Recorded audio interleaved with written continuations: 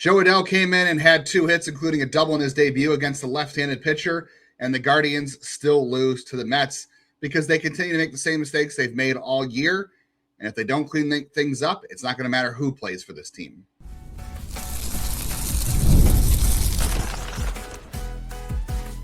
You are Locked On Guardians, your daily podcast on the Cleveland Guardians, part of the Locked On Podcast Network, your team every day. Hello, everybody. I'm Justin Lada, host of Locked On Guardians. Jeff Ellis is off tonight. I've been hosting the show with Jeff for the last 4 years. Jeff has been here for 8. Been covering the Guardians minor league system for 19 years. This is Locked On Guardians, your only daily Cleveland Guardians podcast that covers your team every day from the majors, the minors, the draft, and everything in between. I want to let you know today's show is brought to you by FanDuel. Join all the action at FanDuel.com to play daily dingers. Make your free pick on who's hitting a home run this season. On today's show, we'll get into around the MLB trade deadline. We'll kind of look back at the other teams, especially the AL Central, who made themselves better, who didn't.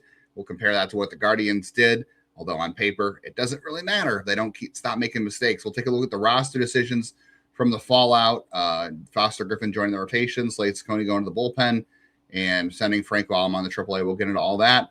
Starting off today's show, though, because fundamentals still continue to haunt the Guardians. If you didn't know any better, watching this game on Tuesday night, I think you would have very much assumed that the New York Mets were the team fighting for a playoff spot, and the Guardians were the team playing out the string. The Mets are 48-66 now. The Guardians fall to 57-57. The Mets made 1 error, but they walked 5. They have 9 free base runners. They had 8 walks and a hit by pitch. The Guardians had 9 free base runners. So the Mets, did everything they could. They've done stupid things all season, which is why they are where they are. And the Guardians couldn't take advantage of that. Sean Manaea walked 5. The Guardians had runners on base, starting right away off the bat with bases loaded and nobody out. You had the hit by pitch to Quan to start the game. Immediately you get a free base runner. Joe Adell comes up, gets himself a single, very exciting there, right, to get a hit in his first at bat. Chase DeLauder walks, bases loaded, you're getting in the middle of the order. Guess what? Rhys Hoskins strikes out. Nobody is surprised by that. Kyle Manzaro's back in AAA. We'll get into more of that as the show goes on. Angel Martinez, who has barely able to find water falling out of a boat since he came off the IL, he strikes out. And then Bazzana grounds out. You leave the bases loaded. In most cases, especially early in the game, when you have the bases loaded like that, the team is playing a double play depth. They're willing to concede the run to get a double play. Now, if you hit it to the corners, if they're pinched in, yeah, they might throw home and try to throw to first to double play. But in a lot of cases, if you hit the ball to shortstop or second base with the bases loaded and nobody out, chances are they're going to give up the run for the double play. Now, the problem with that with Rhys Hoskins is not a guy who hits the ball on the ground or is going to give you a sac fly. No, Rhys Hoskins is a guy who's going to walk. He's going to strike out. He might give you an extra base hit. But more likely than not, he's giving you a walk or a strikeout. But he couldn't even do that here. And the reason he is still essentially here is because, A, he's been a good clubhouse presence, and B, doesn't have any options left, so he would have had to cut bait. He and Kyle Manzardo were tied for the team lead with 12 home runs before Joe Adell got traded for, who now leads them with 16. Manzardo is the better defender. I know a lot of people have told me Kyle Manzardo is not a good defender. Is he a great defender? No, he's not a great defender, but he's been very good this year, digging balls out of the dirt for throws, which, hey, the Guardians could have used later in this game, shockingly enough, but Rhys Hoskins didn't. And I'm not even blaming Hoskins for that because it was a bad throw, and the sun was in his eyes because that was just a weird part of the game. So the Guardians keep making mistakes. They leave the bases loaded there with nobody out, no runs. And what happens immediately the next inning? It's a response from the New York Mets. The Guardians are very good at giving up response runs to teams when they score, but the Mets obviously were pumped up by getting out of a bases loaded, nobody out jam in the first inning, and Gabriel Arias makes a throwing error, who Gabriel Arias continues to have one of the best throwing arms in baseball, if not the best, in terms of arm strength. But that's his 3rd throwing error this year. And he's had multiple other balls that he's misthrown that haven't been counted as errors because they were on a double play attempt or other things like that, or they got charged to the first baseman. He has the yips right now. It's all I can say. Like, he continues to throw balls low in the dirt. I don't know if it's the angle. He's played enough third base in his career, and this keeps happening, that I can't excuse it. I just can't. And I know people are going to say, well, bring up Angel Genao or do this or that, and we'll talk about Jose Ramirez, of course. I want to point out the Angel Genao thing before we get any deeper in this. So Jose didn't play on Tuesday because he is still dealing with that wrist injury in his left wrist, which is his main wrist. I'm sorry, his right wrist, his top wrist. Was it left or right? Either way, it affects him when he's batting from the right side. It's still sore. So he didn't play. The Guardians are expecting him to play on Wednesday. They're hopeful he will, because it's not much of an issue when he hits from the left side of the plate. So you're not going to call up Angel Genao to fill in at third base once a week or twice a week like Arias does. You bring up a player like Angel Genao, he's got to play every day. And we've talked about him replacing Rocchio at shortstop, and I'd be all for that. I don't think the Guardians are doing that, and he's certainly not coming up to be a bench player. It just doesn't work that way for a young player. And Genao's got his own issues. We'll get into that later in the week. I'll talk about what a great prospect he is. I'm very excited for Angel Genao, but he's not a bench player. You don't bring up 24-year-old rookies to sit on the bench that are your top prospect. You just don't do that. Travis Bazzana didn't come up here to sit on the bench either. That's just not how that works. So Arias, and of course he had a terrible day at the plate. Again, he had two strikeouts, gave you nothing at the plate. I had people text me saying, what about Schneemann? Schneemann probably makes more sense defensively. He's also lost offensively as well, but at least he's not making critical errors. This team, that's the continual problem, is critical errors. Okay, let's go on to the rest of the errors, right? After you leave the bases loaded with nobody out, you have the error by Arias, and then Joey Cantillo compounds it with a walk, right? You cannot keep walking guys, too. I mean, Joey only had 2 walks, so I'm not going to completely eviscerate him for that, because I didn't think he pitched that bad. Jared Young shouldn't have been up in that situation because Arias should have had the third out. And then he gave a home run to Luis Torrens, which, again, shouldn't have happened because the inning should have been over. Now, Joey does have to make the pitches to get out of the inning, but you've probably frustrated him and extended the inning. He's only human. And then he gave a home run to Bo Bichette the next inning, which was absolutely launched. But let's go back to that inning, right? That's the top of the third inning. That, at the very least, that should have been a 1-1 tie. If you figure the Guardians, if somebody just grounds into a play and gets a run home with the bases loaded and nobody out, you get 1 run. Gabriel Arias makes the play at third base, that throw in the second inning, gets out of the inning. Luis Torrens doesn't homer. Bo Bichette, maybe he does hit that bomb sometime later in the game. At the very least, it's 1-1. And now it doesn't matter, right? Because, you end up giving up a run in the 5th inning. You end up giving up you end up giving up a run in the 8th inning too. So it doesn't matter. The Guardians probably would have lost 3-2 because they still can't hit with runners in scoring position. Chase DeLauder had 3 walks and a hit in this game. Why do you think he had 3 walks? Yes, he's very patient. He has a good eye at the plate. But nobody cares about pitching to Rhys Hoskins. Chase DeLauder is getting the Jose Ramirez treatment right now because nobody is going to give him anything to hit. He's been on a tear since he came off the injured list. Nobody cares about Rhys Hoskins. Now, to be fair, Nathaniel Lowe had his chances too. He had runners on when he came in. He didn't get it done. He had a good at bat his first time up pinch hitting for Rhys Hoskins, and he struck out. He blooped out to Francisco Lindor. He had a very good battle with Daniel Duarte. He got 6 pitches in. And then in the final, he was the final at bat of the game too, and he flew out again, also a 7-pitch at bat against Kodai Senga, who's in the bullpen now for the Mets. I can't get too mad at Lowe for that. Did he come through? No, he didn't come through. He had good at bats. I think he'll come through more often than not. He had better at bats than Rhys Hoskins. He doesn't strike out as much as Rhys Hoskins. Probably equally bad defensively. Angel Martinez had 1 hit, but other than that, he was useless. Bazzana had hit with runners in scoring position. That was the only one of the 2 hits they had with runners in scoring position. 2 for 13. So you have, and then I didn't even get to the best part.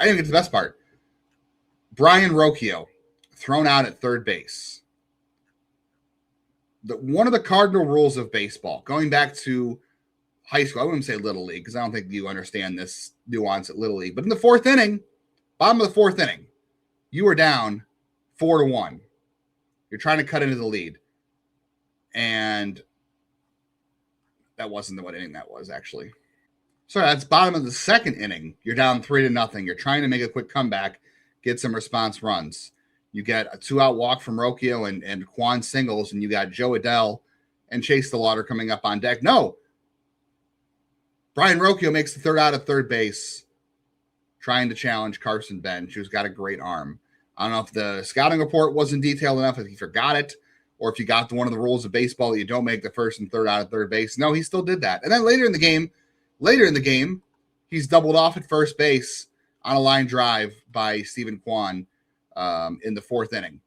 Now, that's a little bit trickier because he lined out. Maybe it's tough, but still too much of a lead there. Was not prepared.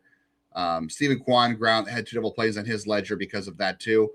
Just an absolute failure of fundamentals, errors, walks, base running errors. It doesn't matter who this team trades for. And that's why Chris Antonetti said pre-trade deadline. I know nobody wanted to hear it, but they expect the guys here to play better than they have. And that includes the small things, the details, defense, and base running, and hitting with runners in scoring position. Joe Adell had himself a day. Nate Lowe put up 2 a good at bat. Nathaniel Lowe, sorry, he prefers Nathaniel. I'll talk about that in a second. They put up good at bats. Adell came through. Lowe didn't. It is what it is. The guys here who have been here need to play better fundamental baseball, or it's not going to matter about these additions. They have to get out of their own way. All right, we'll talk more about this game. We'll talk more about the roster decisions that were made ahead of Tuesday's game. Slade Cecconi, Franco Aleman, all that stuff we'll get into around the trade deadline, about winners and losers and the impact in the AL Central. Locked on Guardians brought to you by FanDuel. Baseball fans, if you think you know who's hitting a home run today, FanDuel is giving you a free chance to call your shot with daily dingers. Very easy to play. They give you suggestions about playing, and you make your free pick who you think is going to hit a home run in their game. If you're right, you get a profit boost to use your next bet for a chance at extra earnings. And the best of all is you can make a free pick every day throughout the season in Major League Baseball. It's another fun way to stay engaged every day's game. So if you're following your favorite team, or you're keeping an eye on matchups across the league, or you just want to take a look and find some new ways to get into the game, everyone's got someone capable of going deep. Now you have the chance to make your prediction before first pitch with daily dingers. Looking at the Guardians on Wednesday, we have Tanner Bybee for the Guardians and Nolan McLean for the Mets. The Mets are favored by 1.5 runs, and the over-under is 8.5. Knowing how good McLean is, the Guardians' issues with runners in scoring position, probably taking the under, probably taking the Mets, just because the Guardians also don't score for Tanner Bybee. So if you're ready to play your game today, join all the action on FanDuel.com. That's FanDuel.com. Play daily dingers. Make your free pick on who's hitting a homer. Play ball. Swing for the fences on FanDuel, an official partner of Major League Baseball.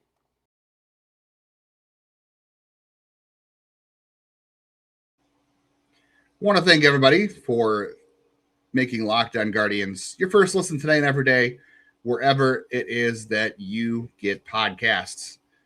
We are free and available on every audio platform as well as YouTube. But if you want more conversation after the show ends, we do have more for you. And that is the Everydayer Club. If you are an everyday listener, you are a Guardians diehard, here's what we have to offer you. It is ad-free versions of the show on any audio platform. You get a private RSS feed. So if you're on Spotify, Apple, Stitcher, Odyssey, whatever it is, you get the ad-free version if you're a member of the Everydayer Club. You get access to a private listener Discord as well, where I'm usually in there chatting with fans, Guardians fans, listeners to the show. Jeff hops in there.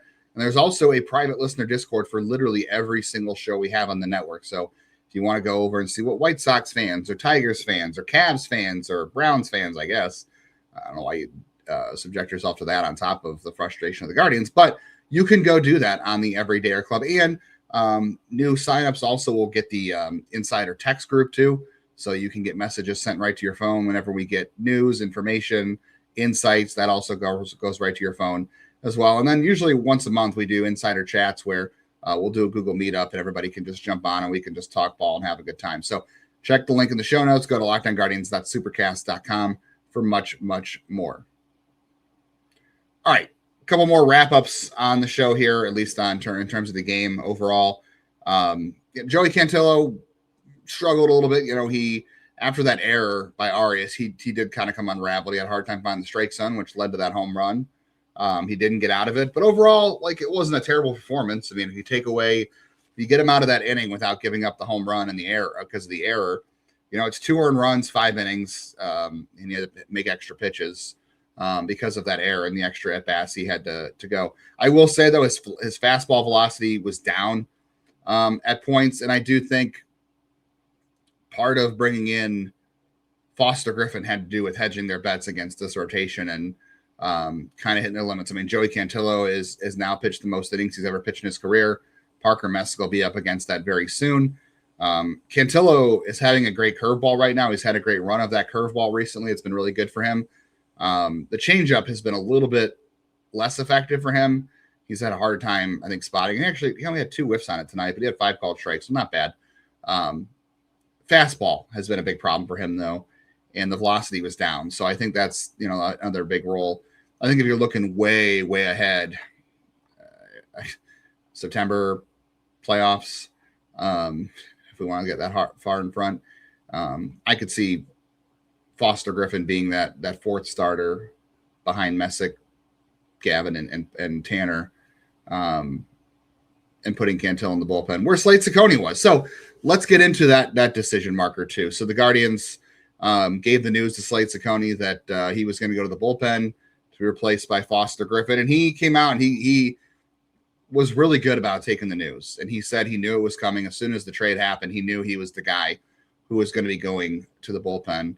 Better than being an option to AAA, I suppose. And Slade Cecconi said, we're not here. We're here to win a World Series. That's what he said. We're here to win a World Series, and we're not here to play friends. We're not here to,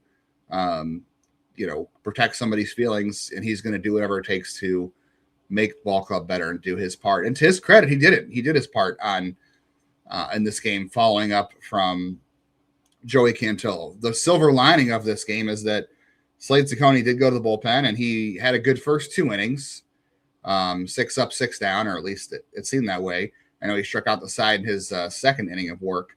Came out for a 3rd inning of work, ended up giving up a home run, which I guess at that point didn't really matter. But he had 4 strikeouts and 2 2/3. Maybe 6 batters is probably where you want to be for him for right now. But it worked out well. He took the move well. He pitched well out of the bullpen. You just look at the data overall. And everything seemed to work. He had the fastball velocity was up by almost 2 miles an hour. His sweeper was nasty, 5 chases and misses out of 7 swings for the Mets. So he was good. The cutter was good for him. He still uses full arsenal. He threw 43 pitches, but if you cut that down and you're only facing 6 or 7 batters, then, I think that's going to work. So that's a good move for the Guardians bullpen. That's what you wanted them to do, right? Is he goes to the bullpen and he gives you other options. And you brought Tim Herrin in behind him, which, hey, Tim Herrin, inning in the 3rd, he did walk a batter, but 12 pitches, 7 strikes.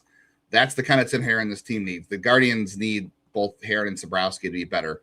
That's part of this whole internal debate thing about guys here have to get better. So Cecconi at least saves the bullpen. You didn't use Gaddis or Holderman, or, you didn't have a chance to use Cade Smith because you weren't winning. And you're coming off an off day, so I guess saving the bullpen doesn't really matter. But you come back tomorrow and today on Wednesday, and you have a fully rested bullpen behind Tanner Bybee, who should be much better than Joey Cantillo. That's if the Guardians play, good defense. We'll see. Jose Ramirez back in at 3rd base. So everything's okay with the wrist. Again, the Guardians called him day to day. We'll see what happens there. But overall, the move of the bullpen for Slade Cecconi worked out very good performance-wise in his first outing, and he took the news well. So can't ask for much more than that. And that's exactly, what you wanted. All right, very quickly, Franco Aleman goes to AAA. I know we've had a lot of questions about why is Matt Festa still on this team? Why isn't it Franco Aleman, or why is Franco Aleman the guy to go to AAA? And at this point in the season, as we've seen, is it's about options. It's a game of options. You weren't going to send Tim Herrin or Eric Sabrowski down because they need those 2 lefties to pitch better and get better right now. Craig Yoho's here. Obviously, Holderman, Gaddis, and Smith aren't going anywhere. You're preserving depth is what you're doing, because look at the AAA bullpen right now. Daniel Espino's there. That's great. He could come up and help you at any point the rest of the year. I think they're going to be careful about where his innings go from here on out. Andrew Walters is on the injured list with an elbow issue. He hasn't pitched in forever. I haven't looked. Ben Lively's rehabbing, but he's not on the 40.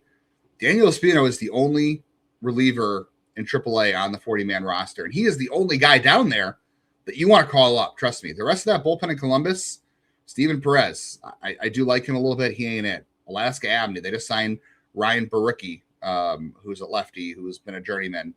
Connor Brogdon just got back to Columbus. They finally just activated him there. Jake Miller, Jeff and I liked him for a little bit. He has struggled. Jack Leftwich has been a disappointment. Trevor Steffen's not coming back very well. They have Hunter Stanley and Carlos Hernandez, and you should be saying who? Yes. You're not calling up into the starters to be relievers from down there. At this point, it's about preserving depth. Is Franco Aleman better than Matt Festa? Absolutely, he's better than Matt Festa. But it's a game of numbers right now. When you get to September, you're going to call up an extra pitcher. You're going to call up an extra position player. That's probably Aleman. And who knows? If Matt Festa has a terrible August, the Guardians might say, all right, forget it. We're done. Because you've gotten to September, and you could have Espino and Aleman both in the same bullpen with them. It's not going to matter by then. So right now it's about numbers, preserving depth. You're trying to get through a tough month. Sean Armstrong's out for the season with that calf tear or whatever. So the reason he is here, and I know Slade Cecconi's going to the bullpen too, but the reason Matt Festa is here is he's serviceable. He could pitch in games that you're not close in. Like this would, if you didn't have Cecconi, he'd have been pitching tonight. So he kind of is your mop-up guy in some respects, even though he's used differently than that sometimes, and he shouldn't be. But it's about the numbers game and depth and getting through this final month of the final 2 months of the season. Let's see what happens in September. If the Guardians get to October, we'll see if he's on the roster then too. Franco Aleman needs to be more consistent. We saw what he did in Cincinnati the other night where he crossed up Austin Hedges through a fastball when Hedges called for a slider, and he just imploded from there. So he's got to go to AAA and not make those silly mistakes as well. This team doesn't need any more silly mistakes. We saw enough of those tonight. He's got to work on being more consistent, being a better fit as a teammate, all those kind of things that we've heard. But overall, it's not even anything he probably did. It's just a numbers game and protecting depth. At the end of the day, it is what it is. I'm not saying I agree with it or not. I'm just saying that is what it is. All right. We're going to look around at the matchup on Wednesday for the Guardians. We'll also take a look at the MLB trade deadline as a whole. We'll compare that to the Guardians. We'll do some scoreboard watching, talk about more frustrating parts from this game. A big thank you to our friends at Amazon for this limited break. And thank you to Amazon for trying to make back-to-school shopping this year a little bit easier. You want to spend less on your kids with Amazon because the back-to-school shopping experience, it is crazy. Some schools have already started. Teachers are back in classrooms at the very least. You get a couple items on your list you need for school, and they add up very quickly between supplies, clothes, lunch, tech, a lot of stuff you just don't see coming. And again, I know a lot of teachers are already back in their classrooms, getting things ready, buying things to help out the classroom. They're obviously asking parents to buy the things their kids need, but a lot of teachers are also supplying those things. So the best way to handle all these unexpected costs that just continue to go up is to work together to get lower prices and help each other out and make those supplies last a little bit longer. Everybody pitches in. It's the best way we can do it these days. Remember, with the Amazon low back-to-school prices, just spend less on your kids because every dollar you don't spend on them, it's a dollar you haven't spent on them. Shop back to school at Amazon and spend less on your kids.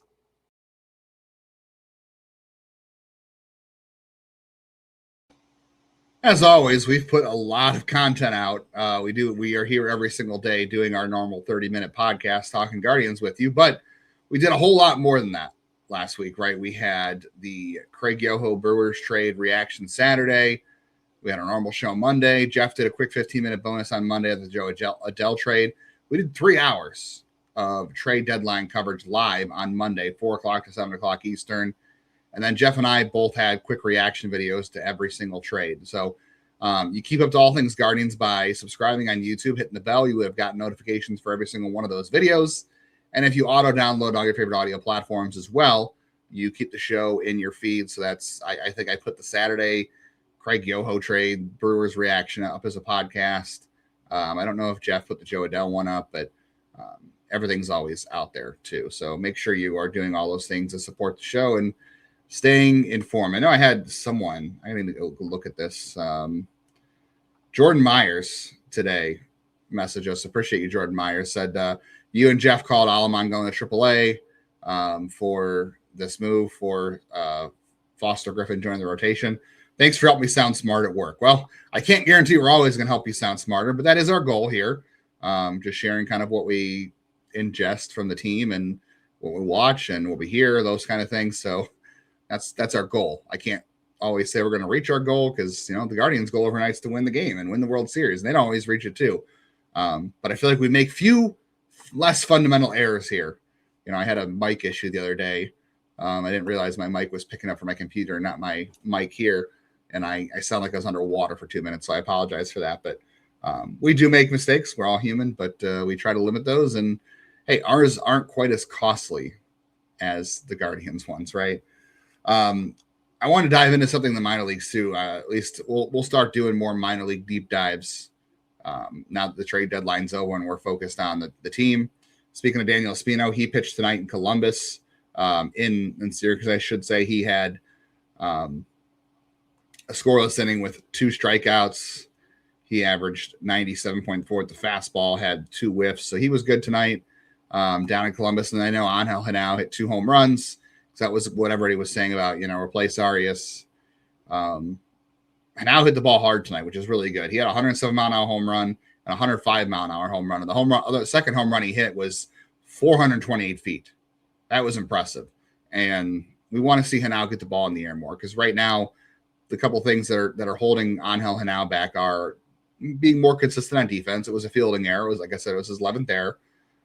He needs to be more consistent on defense, and he needs to get the ball in the air more. I don't know if that's something he's going to accomplish down there. We'll see. But overall, he's hitting the ball hard. Ralphie had a home run. I will say the Clippers scored 11 runs in the first inning. They had 8 hits. And they also had 5 walks. They took advantage of bad pitching for sure. They scored 10 runs with 2 outs in the first inning. So the Clippers did everything the Guardians couldn't.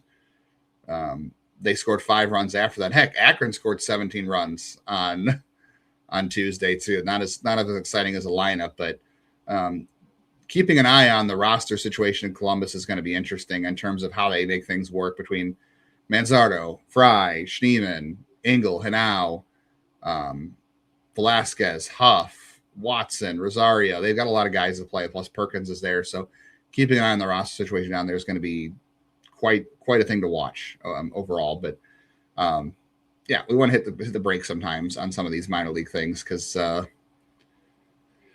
sometimes not always what they seem. Results are one thing, but the process is so important at the minor league level. All right.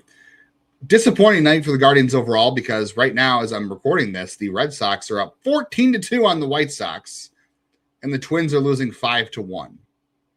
So the Guardians had a chance to get some more distance over the Twins. They had a chance to gain some games back on the White Sox, who got destroyed. Heck, Tampa Bay lost, and I think the Yankees. I want to say the Yankees actually won, so that might not matter. I can't find the Yankees score right at this moment. Maybe they play later. Maybe they already played. Is the game over there for New York? New York won 2-0. Anyway, the Guardians had a chance to add to their to make some moves, and they didn't. So another disappointing reason from this game. And that's, again, the point I want to go back to that I said in the first segment is this team has to save itself. Like, yeah, Joe Adell came in, had 2 hits. That's great. Nathaniel Lowe had 2 good at-bats, whatever. Foster Griffin will pitch Thursday. These additions are good. They're exciting. They excited the clubhouse. I know everyone said the energy in the clubhouse was really good today. The 3 players that are here are excited to be here. It's always exciting to be traded for because that means teams want you and think it can help you. You can help them win. But the Guardians continue to play sloppy games. This is not a team, even with the additions of Joe Adell and Nathaniel Lowe, and moving Cecconi to the bullpen and adding Foster Griffin to the rotation. Griffin doesn't strike a lot of guys out. This team still has to play clean baseball. This is still not a team that's clearly, you can tell this team's not good enough to out-hit mistakes. They cannot keep making base running mistakes. They cannot keep making errors that cost them runs. Kai Correa's on the other side of the dugout with the Mets. Do they miss him that much? They miss Craig Alvarez. Those are little details. This team used to be one of the best defensive teams in the league. And I know metrics. If you go look at metrics, they are a good defensive team, metrically speaking. But let me know in the comments if you agree with me whether or not this team is a good defensive team. I think overall they're good, but they continue to make bad mental errors, whether they show up in the box score or on defensive sheets or not. let me know in the comments. I think this team keeps making errors, even though the metrics tell us they're decent. Anyway, looking around baseball, at least at the trades. So, the White Sox went out and got Luis Castillo to the rotation. That's great. He's, they needed someone like that, but he's not a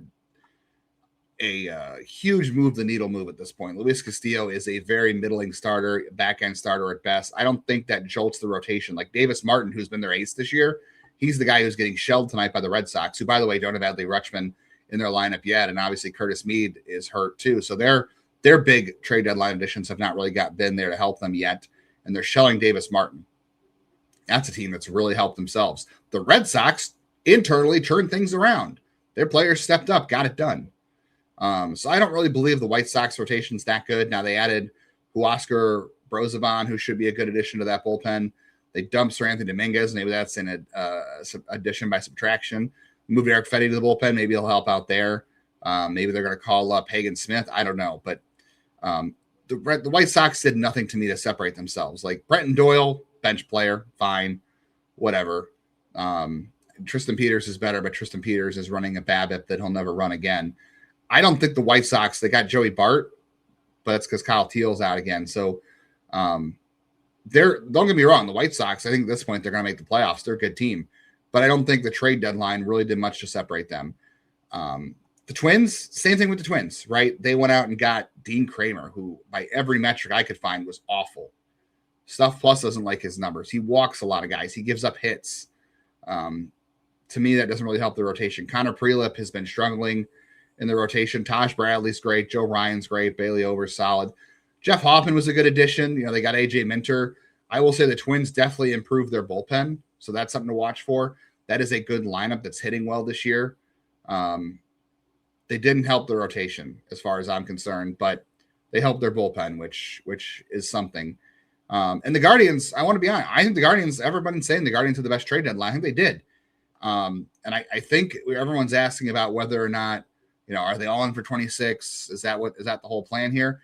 I really think, yes, I think they're hedging their bets because they don't know what's going to happen next season.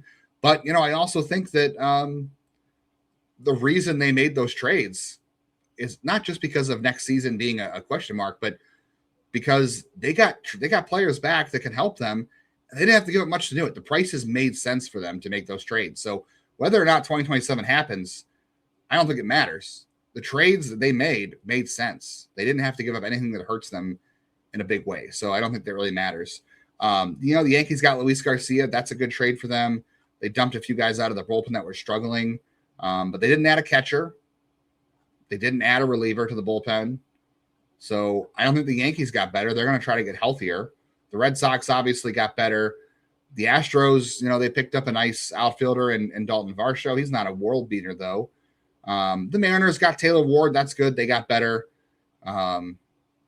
They took on Sir Anthony Dominguez, who's struggling this year. But they ended up releasing Rob Refsnyder, which, by the way, I was kicking and screaming the Guardians didn't get Rob Refsnyder last offseason. Well, he's a free agent now because he was so bad this year. So I don't think anybody in the AL improved as much as the Guardians improved. But now it's on them to go out and clean up their mistakes and let these additions come in and do what they came in to do, play clean baseball. That's what's going to have to happen here for this team to run down the White Sox. Joe Adell, Nathaniel Lowe, Foster Griffin, all good stuff. If you bring up prospects, whatever, the guys on the field here got to make better decisions. Whether it's Jose Ramirez is going to DH once a week, so someone's got to play third. Brayan Rocchio plays every day. He's got to make better base running decisions. Just bottom line, this team has to get out of its own way. All right, be back tomorrow to talk Guardians Mets game 2. We'll also continue to break down some minor league stuff. We've got some good stuff planned as far as minor league stuff goes. The rest of the year, deep dives. Random Guardian Met. I'm going to go Jeremy Burnett. I don't know how random that is. Give me a random one. Don't give me Francisco Lindor or Carlos Carrasco. Burnett's might not even be that random, but give me a comment on a random Guardian Met, totally random player in the comments. Thanks for tuning in. Appreciate it. And in the meantime, go Guardians, go. Let's try to be mistake-free tomorrow.